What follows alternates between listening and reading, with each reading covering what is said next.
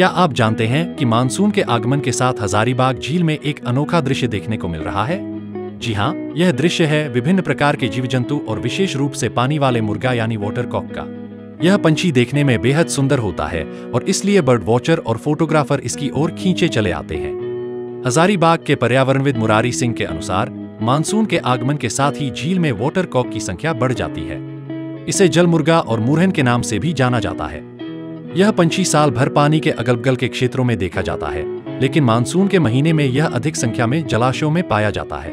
आप जिस water Kock की बात कर रहे हैं उसको अंग्रेजी में हम लोग बोलते हैं कॉमन मुरहेन, और वो जलीय पक्षी है, यानी कि वेटलैंड का पक्षी है, जो जहाँ पे ज़्यादा वेजिटेशन होगा जिस झील में वहाँ रह सकते हैं।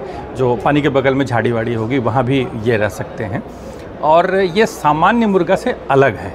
सामान्य मुर्गा पानी की ज़रूरत नहीं होती, वो वेटलैंड में नहीं होता है, वो जंगल में होता है। जो जंगली मुर्गा होता है जंगल में होता है, और ये पानी और उसके आसपास, यानी कि जो वेटलैंड होना ज़रूरी है। इसका जो भोजन है, इसका जो नेस्टिंग साइट है, वो सारा वेटलैंड ही होता है, इसलिए उससे ये सभी मामलों में अलग है। वाटर कॉक पानी के ऊपर घोंसला बनाकर 3 से 4 अंडे देती है। अंडों से बच्चे निकलने का पूरा पीरियड 21 से 22 दिनों का होता है। अंडों से चूजे निकलने के बाद ये बच्चे 1 से 2 घंटे में ही पानी में चले जाते हैं। ये बच्चे भी बहुत माहिर तैराक होते हैं, जो तुरंत ही पानी में तैरने लगते हैं।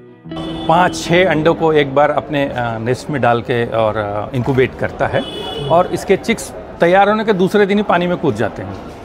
इतने तेज होते हैं? इतने तेज होते चूँकि उनका जन्म ही पानी के पास हुआ है। ये अंडे देते कहाँ पर है? पानी के ऊपर है? हाँ, इनका फ्लोटिंग नेस्ट भी बनता है। फ्लोटिंग नेस्ट का मतलब हुआ जो वेजिटेशन है पानी के ऊपर, उसमें वो मटेरियल डाल के, जो वहाँ जो वेजिटेशन है, सूखे हुए वेजिटेशन, उसको जमा करके उसके ऊपर ये घोंसला बना लेते हैं। इसलिए हम कह सकते हैं कि इनका फ्लोटिंग नेस्ट भी होता है, और बगल के झाड़ी है तो झाड़ी में भी इनका नेस्ट हो सकता है। अच्छा। इनके अंडे भी खाए जाते हैं और इनके चिकन भी खाया जाता है? इनके अंडे तो काफ़ी छोटे होते हैं, तो उनका कोई व्यावसायिक इस्तेमाल तो नहीं है, लेकिन खाने वाले किसी को नहीं छोड़ते, सांप को नहीं छोड़ते। ये तो चिड़िया का अंडा है, और इसको लोग मार के खा लेते हैं और उसको जस्टिफाई करते हैं।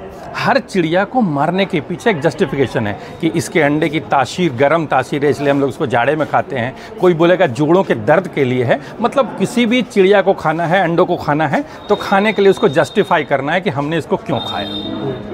लोकल 18 के लिए हजारीबाग से रूपांशु चौधरी की रिपोर्ट।